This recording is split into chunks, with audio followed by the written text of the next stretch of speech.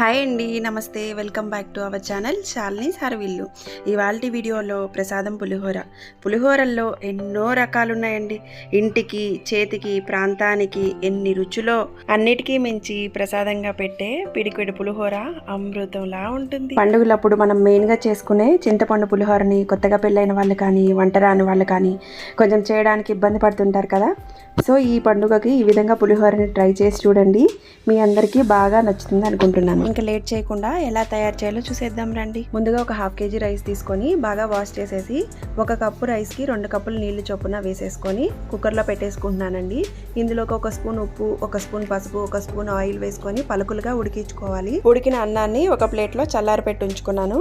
పక్కన ఇంకొక కడాయి పెట్టుకొని అందులో 1 కప్పు ఆయిల్ వేసుకొని 2 స్పూన్స్ ఆవాలు, 2 స్పూన్స్ జీలకర్ర, 3 స్పూన్స్ పచ్చెనగపప్పు, 7 నుంచి 8 వరకు ఎండుమిర్చి వేసుకొని ఇట్లా దోరగా వేయించుకుంటున్నానండి. ఈ పోపు కొంచెం వేగాక 5 నుంచి 6 వరకు పచ్చిమిర్చి చీలికల్ని వేసేస్తున్నాను. ఇందులో 1/2 స్పూన్ పసుపు, 2 రెబ్బల కరివేపాకుని వేసేస్తున్నాను. 1/2 kg రైస్కి 100 గ్రామ్స్ చింతపండు అయితే కరెక్ట్గా సరిపోతుందండి. వేడి నీళ్ళు వేసుకొని నానబెట్టి ఉంచుకుంటున్నాను. వాటర్ ఎక్కువ యూజ్ చేయకుండా ఇందులో నుంచి చిక్కటి గుజ్జునైతే సపరేట్ చేసుకొని ఇట్లా పోపులో వేసేసుకుంటున్నానండి. పోపులో చింతపండు గుజ్జు బాగా మరిగించుకోవాలి. ఆయిల్ పైకి తేలేంత వరకు ఉడికించుకోవాలి. గడ్డింగవని పొడి చేసుకొని ఇందులో వేసుకుంటే మంచి సువాసన వస్తుంది. పులిహోరలో కాస్తంత ఇంగువని ఎక్కువ వేయడం వల్ల మంచి కమ్మనైన రుచి వస్తుందండి.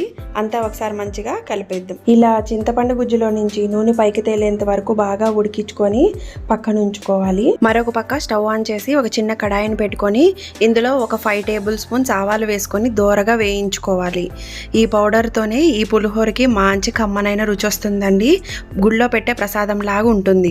ఇందులోనే 2 టేబుల్ స్పూన్ల మిరియాలు కూడా వేసుకుంటున్నాను. ఆవాలు వేగాక చిట్టుపట్లాడుతూ మంచి వాసన వస్తాయి. అప్పుడు స్టవ్ ఆఫ్ చేసేసి మనం పౌడర్ చేసుకొని పక్కన ఉంచుకుందాం. చింతపండు పులిహోర గుజ్జుని ఇట్లా కనుక రెడీ చేసి పెట్టుకుంటే చాలా రోజుల వరకు నిలువ ఉంటుందండి. మనం లంచ్ బాక్సులు కానీ ఎప్పుడైనా హడావిడి లేకుండా ఫాస్ట్గా పల్లీలు వేపేసుకొని పోపు పెట్టేసుకొని మనం కలిపిచ్చేసేయచ్చు. ఈ గుజ్జుని చల్లారి పెట్టుకున్న రైస్లోకి వేసేస్తున్నాను. అంతా మంచిగా కలిపేసుకోవాలి. ఈ శ్రావణ మాసంలో అమ్మవారికి నైవేద్యంగా పెట్టడానికి ఈ చింతపండు పులిహోరని ప్రిపేర్ చేస్తున్నానండి. అంతా మంచిగా కలిపేసాను చూడండి. ఇందులోకి మనం ఆవాలు, మిరియాలు పొడి చేసుకున్నాం కదా, దీన్ని కూడా యాడ్ చేసేస్తున్నాను. ఇది అంతా కలిసేలాగా మంచిగా కలిపేసుకోవాలి. చింతపండు పులిహోర అంటేనే 2 సార్లు పోపు పెట్టుకోవాలండి. అప్పుడే దీని రుచి మారింత ఎక్కువ అవుతుంది. రెండోసారి పోపు పెట్టుకోవడానికి స్టవ్ ఆన్ చేసి ఒక కడాయి పెట్టుకొని అందులో 1 కప్ ఆయిల్ వేసుకున్నాను. ఆయిల్ కొంచెం వేడయ్యాక 2 స్పూన్ల ఆవాలు వేసాను. ఆవాలు చిటిపట్లాడగానే ఎండుమిర్చి వేసేసుకుంటున్నాను. 5 నుంచి 6 వరకు వేసానండి. ఇవి కొంచెం వేగాక పచ్చిశనగపప్పు 2 స్పూన్లు వేసాను. ఇది కొంచెం వేగాక సాయిపప్పు అంటామండి, దీన్నే మినప్పప్పు అని కూడా అంటాము. దీన్ని కూడా వేసుకొని వేయించుకోవాలి. ఇవి 2 కొంచెం వేగాక వేరుశెనగ గుళ్ళు వేసేసుకుందాము. పప్పులన్నిటినీ మాడిపోకుండా సిమ్లోనే పెట్టుకొని బాగా దూరగా వేయించుకోవాలి. వేరుశెనగ పప్పు కూడా బాగా వేగాలండి.